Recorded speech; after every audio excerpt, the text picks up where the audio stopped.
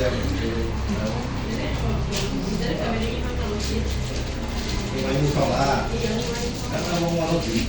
datang di sesi konseling kelompok pada siang hari ini. Sebelum kita mulai sesi konseling pada siang hari ini, mari kita berdoa sesuai dengan kepercayaan masing-masing biar pas sesi konseling nanti bisa berjalan dengan baik. Berdoa mulai. Selesai. Sebelumnya, kalian udah tahu belum sih apa itu konseling kelompok? Baik, di sini saya ingin menjelaskan sedikit tentang konseling kelompok. Konseling kelompok itu merupakan proses konseling antara konselor dan lembaga konseling yang bertujuan untuk membantu menyelesaikan masalah yang kelembagaan. Kita juga bisa saling mendukung, berbagi pengalaman, serta belajar dari satu sama lain. Nah, di sini konseling kelompok itu memiliki menerapkan beberapa asas ya, diantaranya ada asas kerahasiaan di mana nanti sesuatu hal yang dibahas akan terjaga. Jadi mbak-mbak semua ini bisa menjamin nggak kalau apa yang dibahas kita di sini tidak akan keluar dari ruangan ini? Bisa menjamin nggak? Selanjutnya ada asas keterbukaan. Diharapkan di sini dari mbak-mbak sekalian saat bercerita itu bisa dengan jujur, terbuka dalam berbagi pengalamannya. Karena itu bisa membantu saya dan teman-teman sekalian dalam memahami satu sama lain.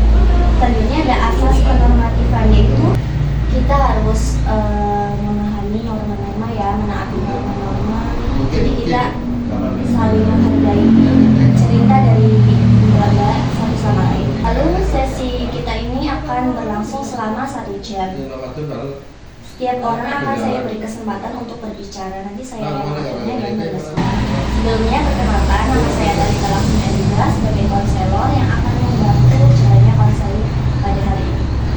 Baiklah, sekarang gantian dari mbak-mbak sekalian yang berkenalan ya. Silakan dimulai dari mbak. Baik, perkenalkan saya Rizkali Biasana, biasa dipanggil Via. Perkenalkan, nama saya Rita Nazlani Putri, biasa dipanggil Rita. Perkenalkan, nama saya Demartani, biasa dipanggil Sebelumnya mbak-mbak ini udah saling kenal atau belum ya? Sudah. Teman apa ini? Teman SMA. Baik, sekarang kita bahas masalah yang kalian hadapi ya teman-teman. Dimulai dari Mbak Iya, silakan bisa ceritakan apa yang dialami ya. Baik Bu. Ya Bu, saya merasa sangat tertekan. Pacar saya sering berbohong dan saya tahu dia dekat dengan perempuan lain. Sudah beberapa kali saya memergoki dia, tetapi dia sering meminta maaf dan berjanji kepada saya. Tapi kemudian hari dia melakukan hal yang sama.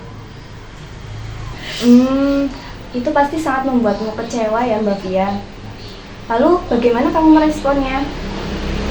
Awalnya saya marah sekali Bu, tetapi karena saya masih sayang, saya mencoba beberapa kali memaafkan, tetapi perasaan kecewa itu tetap kembali.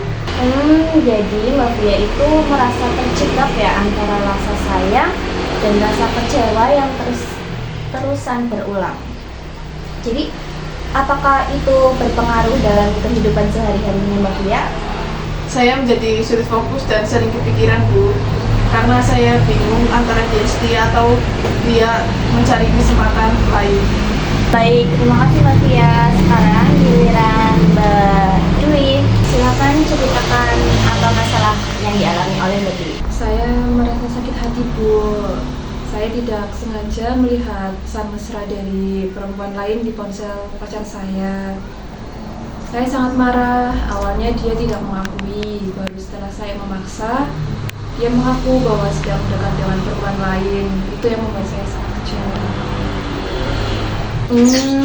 Pasti itu sulit diterima ya Mbak Dwi. Bagaimana waktu itu kamu meresponnya? Saya menangis Bu. Saya juga sangat marah. Tapi di sisi lain, saya tidak bisa langsung memutuskan hubungan ini karena saya ingin percaya dan mungkin berubah. Tapi di sisi lain saya masih sangat ragu-ragu. Jadi di satu sisi kamu itu merasa sakit hati dan kehilangan kepercayaan, dan di sisi lain kamu ingin memberi dia kesempatan ya. Ya Bu, rasanya sangat tersiksa. Kadang saya berpikir untuk mengakhiri, tapi saya tidak yakin. Sangat wajar apabila Mbak Dwi merasa bingung. Perasaan cinta dan kecewa itu memang membingungkan ya. Apalagi perasaan Mbak Dwi ini sedang bertentangan. Maka Mbak Dwi akan sulit untuk mengambil keputusan. Baik Mbak Dwi, terima kasih. Sekarang giliran Mbak Intan, silakan ceritakan apa yang Mbak Intan alami. Baik Bu, saya merasa pacar saya hanya main-main dengan saya Bu. Ketika saya mengajak untuk membahas masa depan, pacar saya selalu menghindar. Rasanya seperti saya tidak dipandang serius olehnya. Oh, pasti itu sangat mengecewakan ya Kak. Lalu bagaimana sikap kamu saat dia menghindar? Saya selalu merasa bingung dan kecewa. Saya ingin punya kepastian Bu, tapi semakin sering dia selalu menghindar. Saya jadi bertanya-tanya, apakah dia benar-benar serius dengan saya? Jadi dia menghindar ketika bicara soal masa depan ya. Itu menimbulkan rasa ketidakpastian ya, seperti yang Mbak Dita bilang tadi. Jadi kamu merasa kalau hubungan yang dialami sekarang itu gak ada arahnya gitu, kayak stuck di situ aja gitu ya. Iya Bu, saya tidak ingin membuang waktu, tapi rasanya saya sulit untuk meninggalkan dia. Sangat wajar untuk merasa terjebak, apalagi kalau kamu itu masih menyimpan perasaan terhadap dia. Jadi seringkali kita itu harus memperdulikan apa yang kita inginkan dulu. Seringkali kita perlu waktu untuk memikirkan apa yang kita inginkan dalam hubungan. Baik, dari cerita kalian tampaknya ada kesamaan ya dalam hubungan kalian, terutama dalam hal pasangan. Ketiganya ini sama-sama berkaitan tentang kepercayaan dan komitmen dari pasangan. Hal ini pasti sangat menyulitkan apabila dari mbak-mbak semua itu masih menyayangi pasangan dari mbak-mbak masing-masing.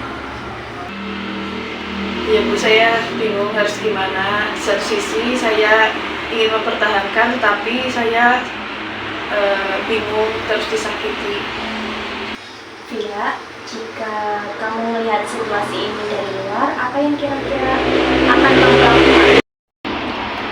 Mungkin saya akan lebih tegas, tetapi jika secara langsung mungkin saya tidak berani mengatakan seperti itu.